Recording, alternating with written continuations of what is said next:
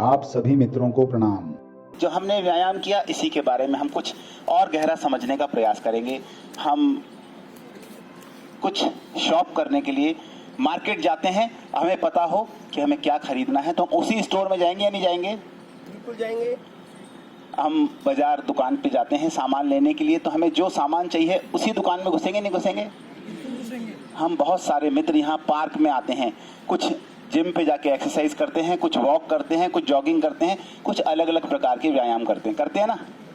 और होना ये चाहिए कि हमें पहले पता हो कि हम किस चीज के लिए कर रहे हैं, हमें पता तो हो ना।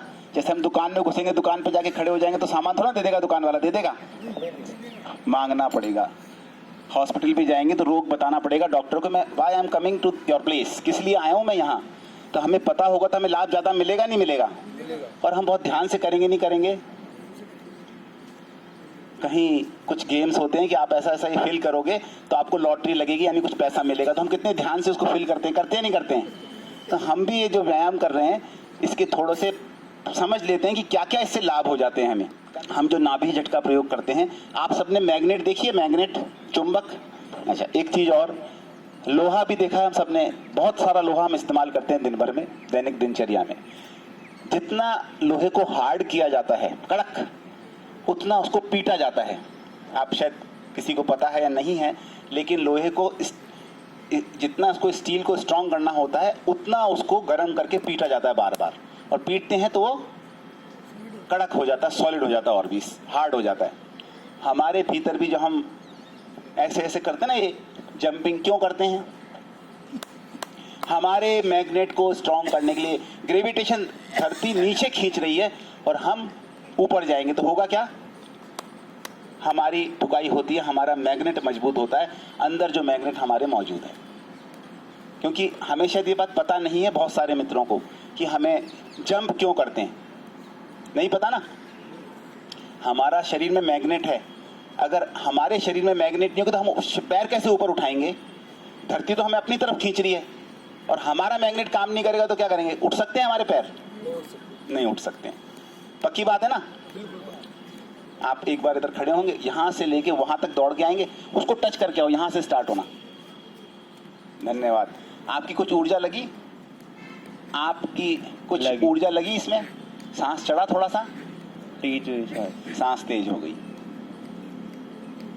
हमने क्या किया? ऊर्जा का अपव्यय किया, यानी खर्च की ना ऊर्जा।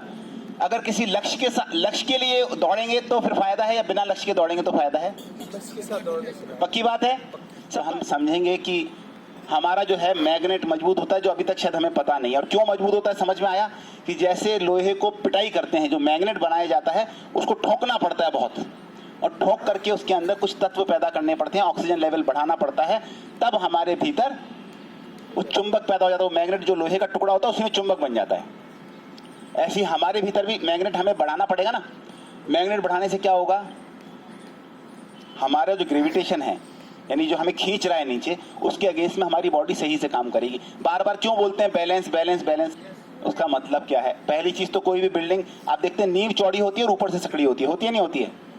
किसी भी मकान की नींव, किसी भी दीवार की नींव नीचे से चौड़ी, ऊपर से जाके थोड़ा सा सिकुड़ जाती है। तो हमारा भी टावर ऐसा ही होना चाहिए। और दूसरा, हमें ग्रेविटेशन खींच रहा है, अगर बैलेंस होगा तो सारा हमारे जो ग्रेविटेशन हमारे पे लागू हो रहा है, बैलेंस लागू होगा ना।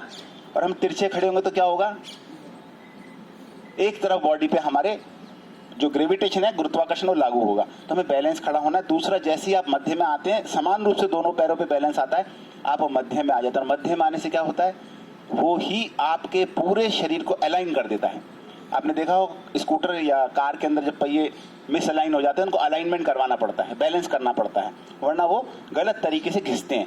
आपने अपने सबने जूते चप्पल देखे होंगे, जो सही तरीके से बैलेंस करके नहीं चलते हैं, उनके चप्पल या जूते एक साइड से घिस जाते हैं, देखें। अब आप होश पूर्वक, जो आज उन्होंने शब्द यूज किया था, होश पूर्वक प्रतिक्षण आपको ध्यान रखना, बैलेंस खड़े हो। आपके जूते के सोल समान ही घिसेंगे, टेढ़े घिसेंगे ही नहीं। मैंने ये प्रयोग खुद ने करके देखा, इसलिए मैं आपके सामने रख रहा हूँ, क्योंकि मेरे भी सोल एक तरफ से घिसते थे। और आप मेरे कितने भी, अगर मैंने 4 साल से जूते मेरे पास रख रखे हैं सिर्फ इसी प्रयोग को समझने के लिए कि कितने बैलेंस हो गए। बिल्कुल समान रूप से घिसते हैं पूरे जूते, किनारे से घिसते ही नहीं जूते चप्पल।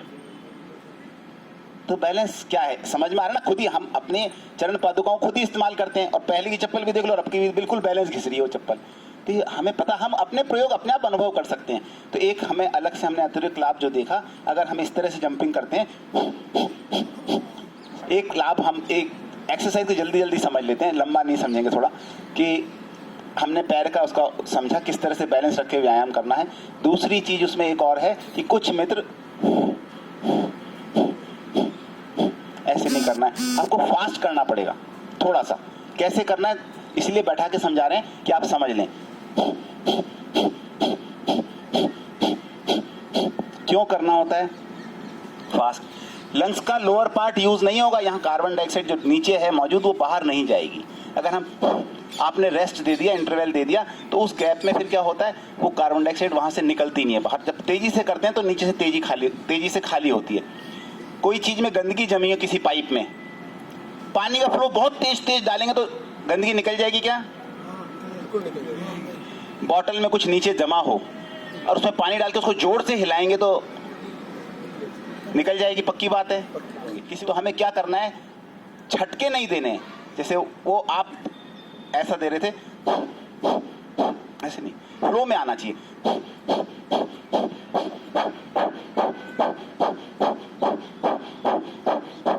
धन्यवाद उस शरीर के लिए, मन में प्रसन्नता के प्रफुल्लता के भाव। हम कर पा रहे हैं, हम ऐसी जगह पहुंच गए कि हम न घुटने बैंड कर पा रहे हैं, न हाथ चला पा रहे हैं, फिर क्या करेंगे?